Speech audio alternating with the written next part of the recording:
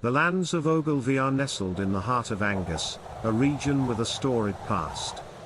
The name Ogilvy is believed to trace its roots to the Old British words Ocle-fa or high plain, a fitting descriptor for the clan's ancestral home. It was in Angus that this noble clan's journey began. In ancient Pictish times, Angus was a kingdom ruled by mormaers, Celtic nobles of Scotland who would later become the first earls. The title of Mormaer of Angus eventually evolved into the Earls of Angus. Gillebride, Earl of Angus, bestowed the lands of Ogilvy upon his son, Gilbert, marking the clan's establishment in the region, which took place before 1177. In ancient Pictish times, Angus was a kingdom ruled by mormaers, Celtic nobles of Scotland who would later become the first earls. The title of Mormaer of Angus eventually evolved into the Earls of Angus. Gillebride, Earl of Angus, bestowed the lands of Ogilvy upon his son, Gilbert, marking the clan's establishment in the region, which took place before 1177. The Ogilvies played their part in Scotland's tumultuous history. In 1296, Patrick de Ogilvy's name appeared on the Ragman Roll, a record of nobles who swore fealty to Edward I of England. This document sheds light on the complex political landscape of the time. During the 14th and 15th centuries, the Ogilvies assumed the role of hereditary sheriffs of Angus.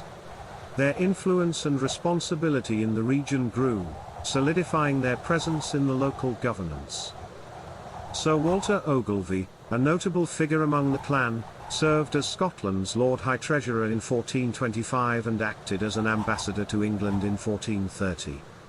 His diplomatic efforts extended beyond England, as he attended Princess Margaret's marriage to the Dauphin of France, showcasing the Ogilvies' prominence on an international stage. The Ogilvies' loyalty to the Stuart monarchs led them into the tumultuous times of civil war.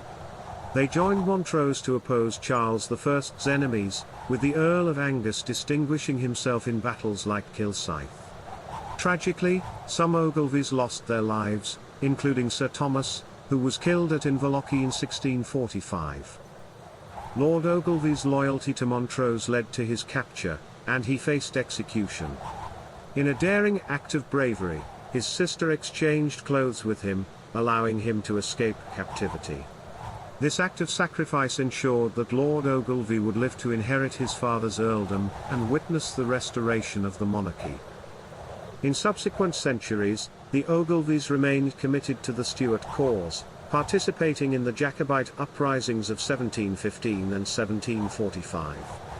Their dedication to their beliefs and heritage shines through in these challenging times.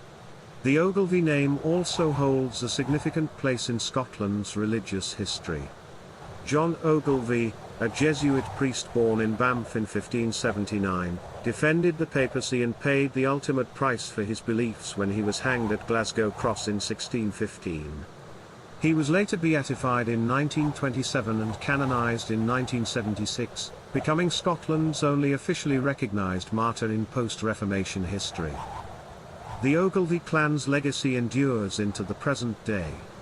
The current chief, continuing a long-standing tradition, serves as Lord Chamberlain to whom the Queen, further strengthening the clan's royal connections. The Ogilvy's ancestral seat at Cortoky Castle stands as a testament to their enduring presence in Scotland.